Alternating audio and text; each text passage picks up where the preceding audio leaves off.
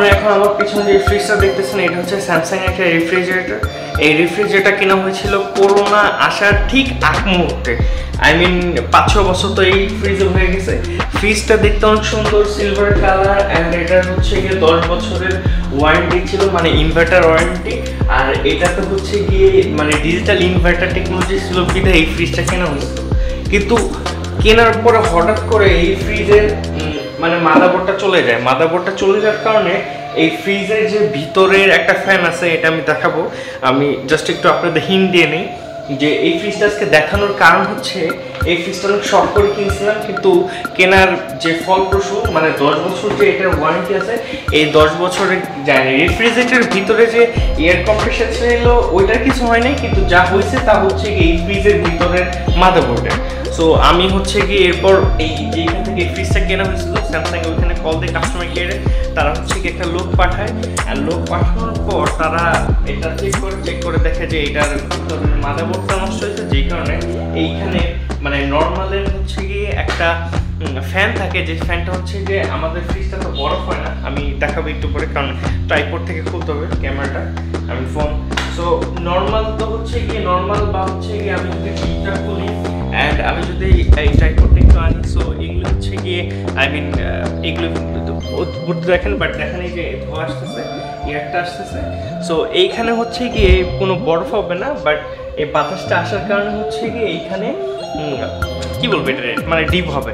মানে আপনার মনে হবে যে হয়তো বা বরফ হইলেই ডিপ হয়, বাট না। আর এই যে এইটা হচ্ছে ফুললি বরফের, মানে পানি থাকে ভিতর। সো এটা হচ্ছে গিয়ে ঠান্ডা রাখে সব কিছু। সো এটা আপাতত আটকে দিই, কারণ ডিপ আমাদের অলমোস্ট ঠিক আছে। কিন্তু আপনাদেরকে আজকে দেখাবো যেটা সেটা হচ্ছে গিয়ে নর্মাল। আরেকটা রিজনে হচ্ছে গিয়ে এইটা আমি মাইক পড়ে গেছে, এনিওয়েজ মাইক কাজেও লাগবে না, খুলে ফেলি।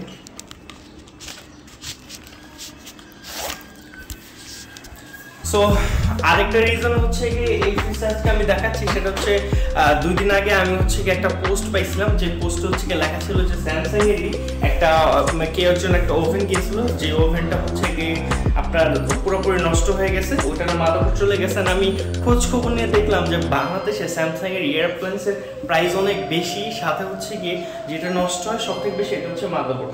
সো আপনারা যাতে হচ্ছে গিয়ে একটু সতর্ক থাকতে পারেন আর এইগুলি থেকে একটু বেঁচে থাকতে পারেন, সেই ক্ষেত্রে এই ভিডিওটা বানানো। তো আমরা এখন চলেন ওই নর্মালের মধ্যে চলে যাই। সো এটা হচ্ছে নর্মাল। এটা মানে উপরে আমি যদি ডিভির কথা বলি, এখানে কিন্তু কোনো লাইট নাই, এখানে হচ্ছে অন্ধকার থাকে, এখানে কোনো লাইট নেই। অন্যান্য ফ্রিজ যেমন লাইট থাকে, আর খুব ফাস্ট হচ্ছে ঠান্ডা হয়, এটার দিকে ভালো হয়েছে। কিন্তু এই যে নর্মালে সুন্দর, কিন্তু নর্মালের যে হচ্ছে গিয়ে ভিতরের যে এই যে কুলিংয়ের যে বাতাসটা আসার কথা, এখানে হচ্ছে গিয়ে চেক করে দেখছি আমরা, এখানে কোনো বাতাস আসে না। এই বাতাস আসে না, বাট ঠান্ডা হয়। কিন্তু এই ঠান্ডাতে কি, যে এই বাতাসটা যদি এখান দিয়ে ছড়াইতো তাহলে হচ্ছে এটা ঠান্ডা হতো। ইভেন এই যে এইখানে যে আছে এটাও হচ্ছে গিয়ে অফ, এইটাও অফ। সো এখানেও কোনো ঠান্ডা নেই, একদম মানে লাইক এই ফ্রিজের একটা ভালো গুণ হচ্ছে, আমি ওই যে ফ্রিজ কেনা অবস্থাতে এই যে 2-তে দেওয়া ছিল, সেই যে 2-তে দেওয়া, এই 2-তে দেওয়াই আমাদের এই 2-তে দেওয়া এনাফ ঠান্ডা হয়, এর বাইরে ঠান্ডা করা লাগে না।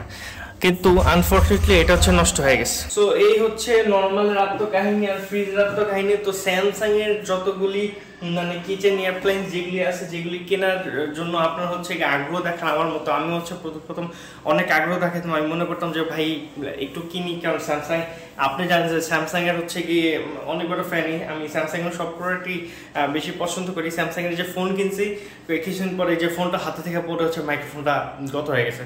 তো স্যামসাং এর প্রোডাক্ট যদি মানে স্যামসাং যেহেতু একটু কস্টলি, একটু প্রাইসি, সো স্যামসাং এর প্রোডাক্ট যদি বাই চান্স এরকম মাদারবোর্ড বা কিছু নষ্ট হয়ে যায়, এই যে ফোনের মতো, আপনি তাড়াতাড়ি হচ্ছে গিয়ে এটা সারাইতে পারবেন না।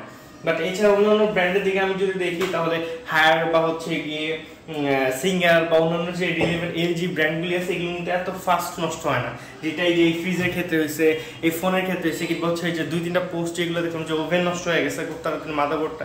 সো এগুলি ঠিক করতে গেলে অনেক কস্ট লাগে। সো সাবধানে থাকেন, কোনো জিনিস কেনার আগে একটু যাচাই বাছাই করে দেন হচ্ছে গিয়ে অফার সহ।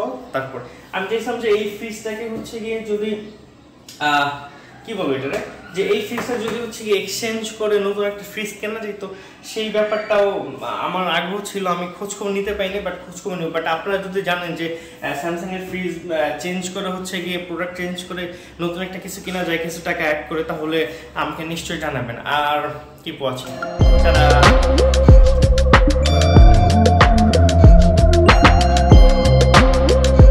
বাই দ্য ওয়ে, স্ক্র্যাচের কথা সবাই জিজ্ঞেস করবেন, আমি জানি। স্ক্র্যাচটা মানে আমার আম্মু হচ্ছে গিয়ে যখন এটা ক্লিন করতেছে, তো উনি বুঝতে পারেন যে হচ্ছে এটা স্টিল মানে সিলভার না, এটা হচ্ছে প্লাস্টিক। এটা কিন্তু প্লাস্টিক, অনেকে এটারে সিলভার মনে করতে পারে। সো এটাতে হচ্ছে গিয়ে ধরেন ওই যে কী বলো, ওই থালা বসানোর যে মানে অ্যাশ কালার যেটা আছে ওইটা দিয়ে মানে এটা মানে ক্লিন করতে চাইছে। আই ডোন্ট নো ভাই ওনার মাথায় কী আসছিল, তো এইখানে স্ক্র্যাচ ফালাই দিছে। এই কারণে এই ফ্রিজটা আমার অনেক পছন্দ থাকার কারণও এটা এখন পছন্দনীয় না, অপছন্দ হয়ে গেছে।